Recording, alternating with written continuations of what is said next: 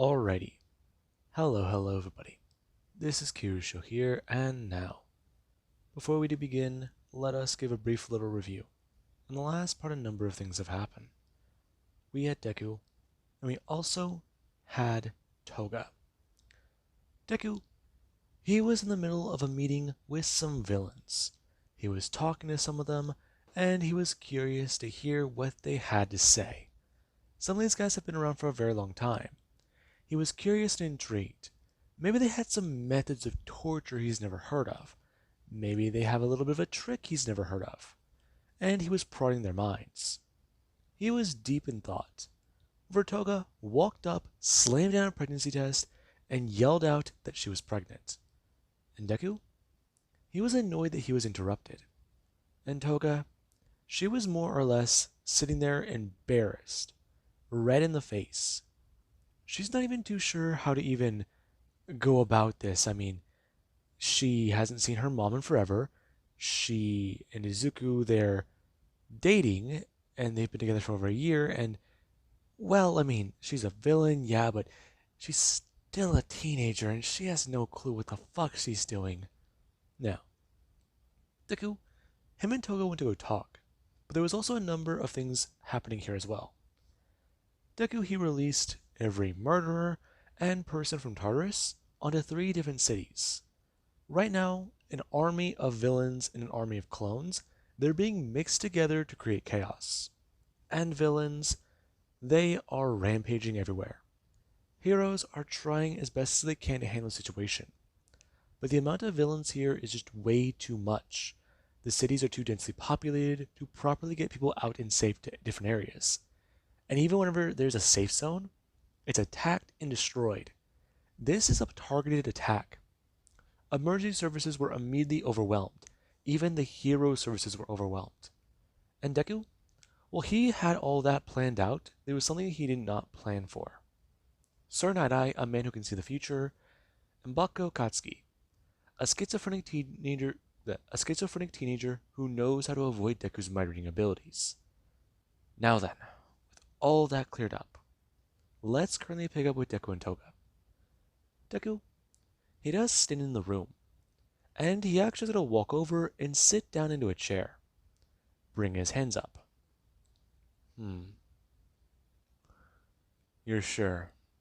Of course I'm sure. I mean, okay, I took 3. The other 2, they were correct. And, well, I have been feeling under the weather, so there's that, and I noticed that my, stop talking. Right, I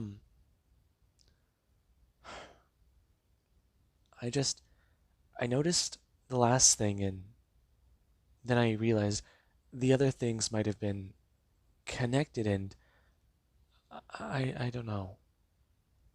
I'm not sure what to do, and I'm scared. Toga, you don't need to be scared.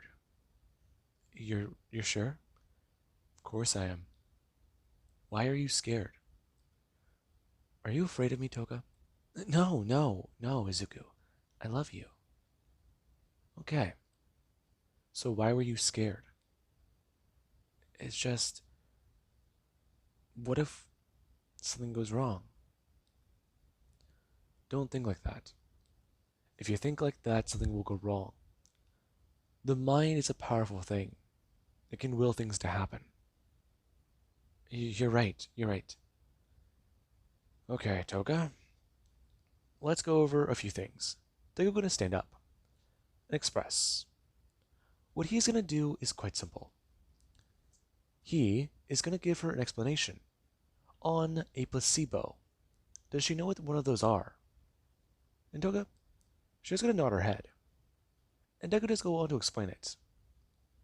Placebos are actually quite an interesting phenomenon. Back in the day, he doesn't remember what year, but it was some time before the 1900s or so, maybe. What happened is quite simple. There were soldiers and people. They were losing a lot of blood. They were in a lot of pain. And that good old sweet, sweet morphine, they started running out of it. They started rationing it, and then they ran out of it entirely.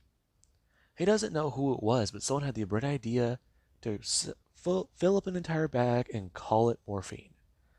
Whenever they hooked it up to the patient, they were in so much pain, so much agonizing pain, their mind thought they were getting medicine. Their mind knew they were getting medicine. That's what it presumed. And their body, it acted under that simple idea. Knowledge is power. Knowledge is influential. And if you don't have enough of it, Deku leaning into Toga, expressing to her, then you might come up short. You have to know every little thing. He knows all about that. He does find it to be an interesting phenomenon. So what does she believe about the whole thing? And Toga, just stand there a bit more. Oh, okay, so yeah, maybe she should go to a doctor. Talk to her parents. Go home. Yeah, maybe going home and dealing with that. Mom and dad. Yeah, okay. Her identity is still concealed, so she's okay. Go home, talk to mom and dad, and introduce them to Izuku. Okay, it's not that hard. Okay. That being on Toga's mind. And Toga, she does gonna leave. As Deku, he is gonna walk back into the other room. Him a bit more annoyed that that conversation had to happen. But it does also annoy him in another way. Toga is, well, so that's annoying. So how should he deal with that? Letting it run its course is probably the natural outcome. But then again, what can he do with this? Toga is technically a villain, but she's also an innocent bystander now, right? It definitely could work with a scheme, but he'd have to figure out what he wants to do first. Explosive baby carriage. I'll keep that on the list. Okay, so what to do now? Deku talking back with the rest of the villains. And there currently is Ochako. Ochako is still at Deku's side. And Deku, he only ever seems to be responsive whenever she's around. And doctors, they're at least happy to know Deku's not fully shutting down. So, from what they understand from talking to Ochako, she has survived the same experiences as this boy. And then there's also a bit more concern. I mean, these two are the only survivors, from what they can tell, of Renegade.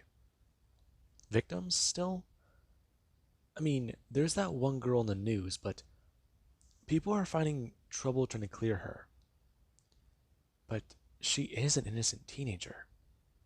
I mean, wasn't she mutilated or... No, she had her ear cut off, didn't she? It's such a shame. Her quirk could have been pretty powerful. That being on the doctor's mind. Renegade, he hurt that girl. And she's being accused of being a villain. That's gotta be pretty rough. And the doctor, they do try to drop that. At least try to inform Mr. Midoriya about what his son's condition is. And the doctor, he did run through the list. Now, Ochako, she actually does try to talk to Deku. However, Deku, he is given a pen and paper to try and at least talk. He does go to write a few things down. Deku going to frantically write them all down as he's going to turn and hand it over to Ochako. And Ochako is going to turn and grab onto the notebook. Her going to look directly down at it and see a sentence. Ochako going to read the words. As she does read the 3 words she didn't want to ever think Izuku would tell her. As the sentence she does read is small. I am Renegade. And Ochako does stare at it. Her eyes going wide As Deku, he actually is going to at least look at Ochako. And Ochako is going to look back up towards Deku with a bit of horror on her face. And there actually was where Deku, he does at least going to stare at her with a plea. She wants to stand up and run, but her legs, they don't feel like they can. And Ochako, her hand is moving out forwards, without her even thinking about it. And there is where Deku, he does going to take back the notebook. Him going to start writing a few more things. And Ochako does see it. Deku wincing in pain, moving his arms hard, and putting in effort to trying to draw. And Ochako, she's beginning to start realizing a few things. Her legs don't want to respond. Her looking down. And they're just there. And Ochako does get to look back up towards Deku. As Deku does hand over the notebook again. And Ochako does read the following sentence. Call the police. Please, please, please. Call them. He put a bomb in the hospital. We have to get out of here. Now, Ochako does get to stare at Deku. As Deku, there is where his eyes suddenly go to focus. Instead of looking crazy, there is where Deku, he looks a lot more sane. And Ochako does get to see it on Deku's face. As he does it calmly, write the following words in a legible penmanship. Him going to turn it around for Ochako to see. As there is the fact that it does say, call them, and I blow it up. And Ochako does stare. Deku's eyes going to return back to the look of panic. And Deku, after he does get a zone back in, his eyes going from cross-eyed to normal again, he does look at her with a plea. His eyes starting to tear up. And Ochako, yeah. She's going to ask Deku, what time? As Deku does turn the notebook back and start to write a few things down.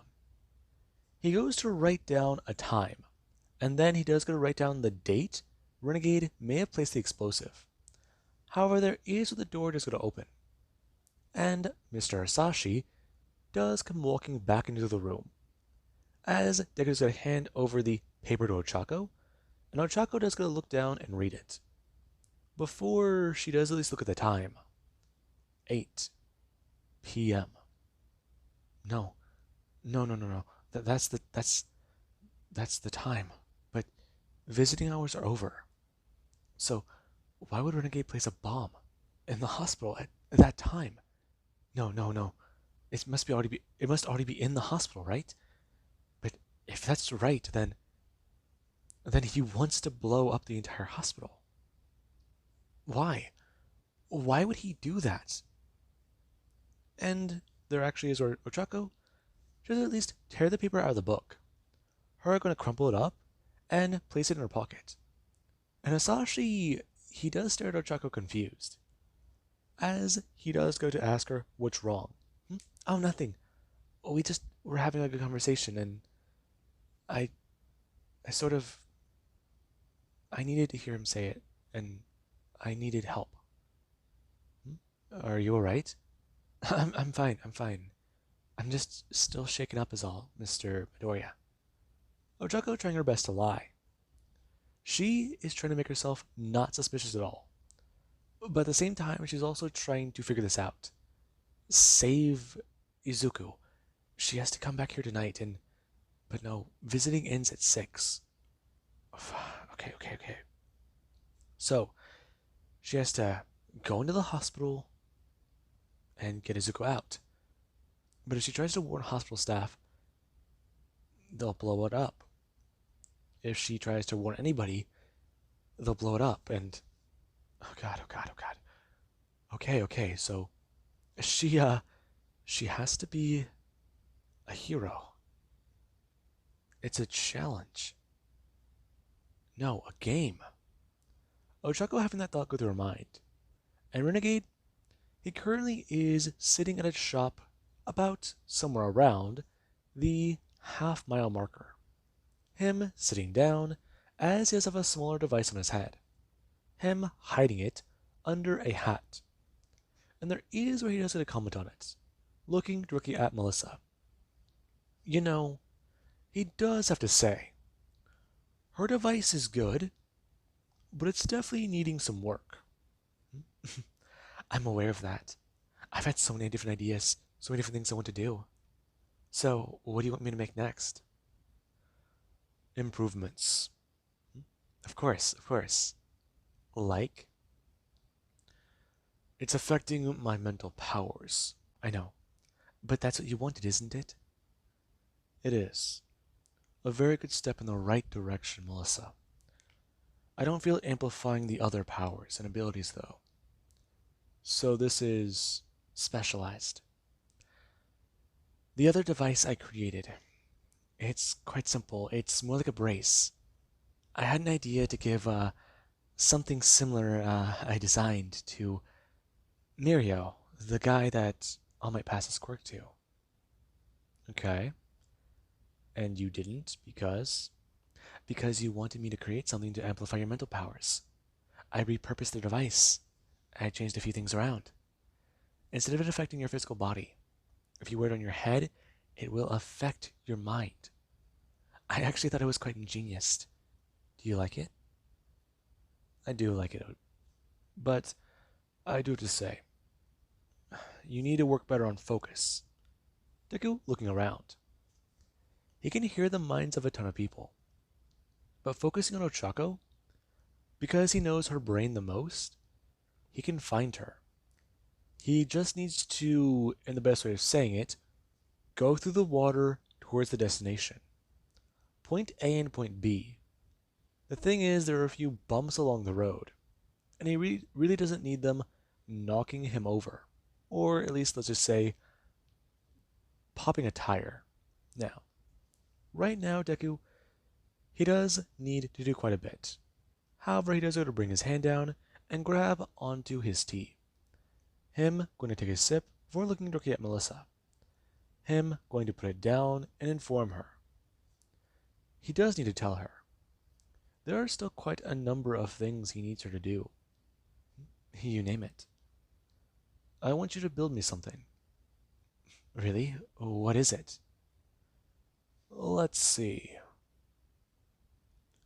I want something big. Uh-huh. Destructive. Uh-huh. Deadly. Of course. And I want something good. I want the heroes to remember it. I want them all to remember it. So, Melissa Shield, what exactly are you going to build me? I have a few ideas. I already have plans. Okay, so how about no? Of course, sorry. Just got a little too excited there for a second. I noticed that. So, Miss Shield, can you calm down? Of course. Good.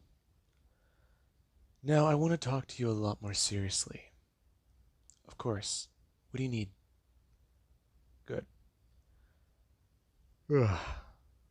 Anyways, what I want you to do is get close to the heroes. I want you to sabotage Endeavor's next device, the one he brings to you. As for Aizawa, I want you to put a tracker on his goggles. I know he might be flaky on hero tech development, but I'm fairly certain the sabotage worked. Of course it did. Took out one of his eyes. I know. Then again, I do want him for my next project. What are you going to do? Wouldn't you like to know? I have plans, and he's definitely a part of them. But I do have one thing to ask you, Melissa. They're going to stand up, whispering something into her ear as she has a devilish grin on her face. Before she does express, she'll be there. Just ring her phone. And Deku, he does smile, as we do actually have later that night. Melissa, she started working on a project, something she thought Renegade he might enjoy. And Deku, yeah. He gets to work on his latest scheme. And Ochako, she does get to enact her part in it, as at the hospital, it does begin to close, and she does come back. She left an hour early, before closing, so she left at 5, and she went home, or back to UA, and got her hero outfit. She started to think about what to do, how to plan this out, and exactly how suspicious it might be if she's caught kidnapping Deku from the hospital. So, okay, she has to wear a mask and be more stealthy about this. But she needs to find something. The kitchen.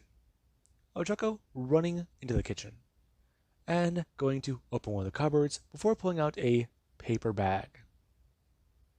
Yup, paper bag mask.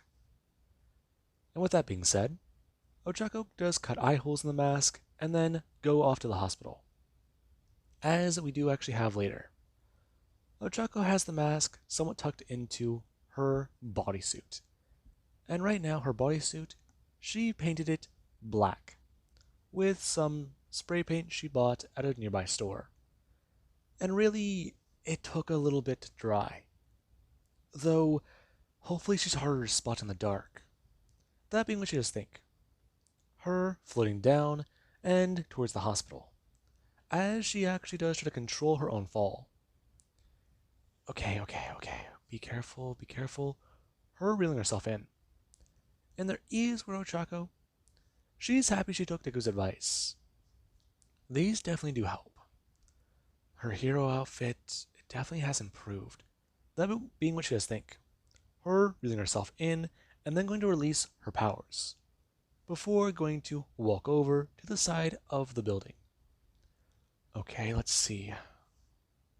1, 2, 3. Her looking out and looking at the area just in front of her.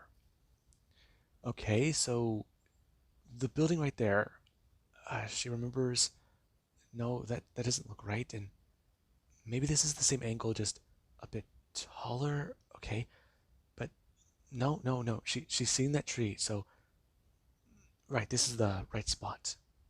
Her gonna look over, thinking about what exactly she's about to do. Okay. Her gonna climb over, going to use her powers and activating them, before gonna let go of the railing. Her beginning a slow fall down, because of the weights. And there actually is where she's going to start passing by some hospital rooms. Her looking at some, as she at least try to count the ones she does pass. 1, 2, 3. These are fast. 4, 5, 6, 7, 8. That's the one. Her going to try and stop herself. Bring her hand up, and going to stop herself very carefully. Her holding on, as she does going to bring her hand up and aim the other one up, blasting the anchor directly up and into the ceiling of the spot. Her going to reel herself in a bit before going to try and float there. Okay. Her bring her hand out, opening the window and going to look inside.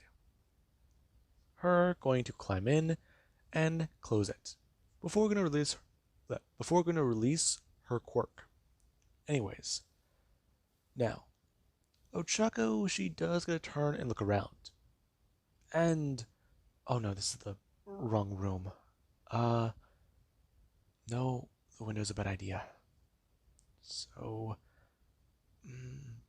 her gonna walk over to the door, opening it up, and trying to make her way to the next room whenever the doctors or the night nurses do pass. And Ochako, yeah, they pass by a few times, and this might be the first shift, the first rotation in the shift. So she does need to be careful.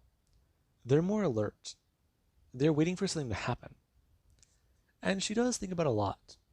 Her currently hiding in the room with Deku. As Deku, he does lay there asleep. And Ochako, she does go to bring her hand out and grab onto Deku's shoulder. Him going to throw his eyes open and going to turn. And the moment he does get to see Ochako, he does going to throw up both of his hands. And Ochako, she does going to just bring her hand up and to her mouth, which Deku can't see. because it's dark and she's wearing a paper bag as a mask. And Ochako, she does try and tell him, silently whispering that he needs to be quiet. She's gonna get him out of here. And Deku, he does a smile. And Ochako's a bit more surprised. Because, yikes. Her pulling off the blanket, grabbing Deku, and then going to look around. Her seeing the wheelchair Deku does get moved around in. Her going to walk over and grab it. Her moving it to the window as she does go to bring her hands up and grab it. Her going to turn it to zero gravity, and then going to turn him to zero gravity. Her trying to tell Deku to hold on to it as Deku, he is angled out of the window. And Ochako, whenever Deku does start to float up, she does get to jump out of the window and then grab onto the chair. The two moving down to the ground a little fast. And Ochako, she does go to, well, bend her knees upon the landing. Her landing with about 20 pounds of force, or let's just say probably 15 more accurately, because I don't know how heavy those weights are. She lands with 15 pounds of force. Her going to slam down onto the ground and go to try and stretch her legs. Because that definitely was a bit of a strange landing. And right now, Deku, he does just won't sit there. Him going to float up a little bit as Ochako does going to turn off her quirk. And then go to grab onto the chair and start making her way away from the hospital. And Deku, he actually just feels the wind in his hair. He hears the sound of outdoor life again. And he feels alive. But then there's actually Ochako. Ochako's worrying about what to do. She's not too sure what to really even do. I mean, can't she go to jail for this? Won't she be in trouble or, put in juvie? Okay. The heroes can't help them anymore. That being on her mind, her gonna round a corner and keep running. The heroes, they're too far out of their own element. Already enough, 3 cities have fallen, and certain places, they're losing power. So, what does that tell you? Endeavor's the number 1 hero, All Might's still in the hospital, and then there's them. All of Class 1A has been disrupted. Bakugo's an escaped mental patient, Jiro's in prison, and that's putting it lightly. She might even be somewhere underground where they can't find her. She's not guilty, but she hasn't been proven innocent. And they're worried about her because Renegade went after Izuku. There's what he did to Izuku. He tortured him, messed with his head, making him think that he was Renegade, chopped his legs off and carved in meshes into his body. That's just fucked up. But then there's also the rest. Mina, Momo, and then just them. They've been turned into Nomu. And others have been turned into villains. Todoroki's a villain now. She knows that for sure. It makes her sad. Her somewhat going to lean against the wall and trying to calm herself down. However, Ochako, she does just sit there, clutching at her chest, breathing heavily. And Deku, he actually is going to somewhat turn his head to see her, bringing his hands down and grabbing onto the wheels. Him going to turn them, as he does going to turn around and face Ochako. And Ochako actually is going to turn and look at Deku. Him going to bring up a piece of paper. And Ochako is going to read it. And it does just say 2 words. Thank you. And Ochako, she does going to stare at Deku. Before she's trying to think. She did good. But what do they do? It's 7:40 right now and the hospital has 20 minutes. Her just sitting there. Do they run? She's a criminal and Izuku, he's technically supposed to be in the hospital and technically he's been kidnapped. So What did she do here? Oh god. They're gonna think the League of Villains did this. They're gonna think the League of Villains has a Zuko. No, no, no, no. That means she has to. But if she does that, then. Okay, okay, okay. She can't tell anybody about either of these two things, but her boyfriend's safety or the lives of everybody in the hospital. Why? Why was she given. That's the game. That's the fucking game. That being Ochako's mind. Or in Ochako's mind. And Deku, he actually is going to start smiling. And Ochako, she's going to look back up towards him. Deku having his smile fade as tears are in his eyes. And Ochako to see Deku's face. It looks so. He's begging her. No, no, no. 40, 742, 743, 744, 745, 755, 756, 757, 758, 759. No, Chucko, she'll still sit there crying. She already made her choice. And, well, Renegade, he won. He beat her. She does lay here just broken crying. And Deku does still sit there in the chair. And there is where Deku, he does gonna have the illusion fade. And then he does go to bring his hands down onto his knees. Him going to stand up and start clapping. And Ochako just hear the clapping, confused, before she does get a turn and look directly up to see Renegade. As Deku, his smile, it's there. And he does try to tell her. He does have to say, Ochako's done quite a good job. She played her part. 8 o'clock. And then, boom. And Ochako does get to hear it. As she's going to turn her head and hear the sound. It crumples. And then there's that.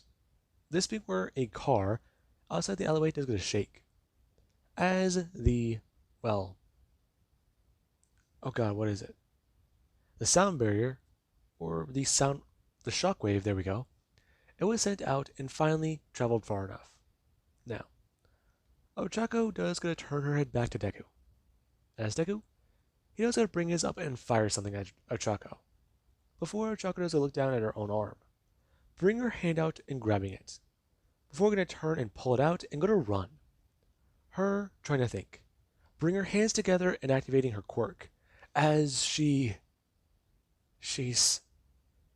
No. What did he just do? Something reaching out and grabbing Ochako.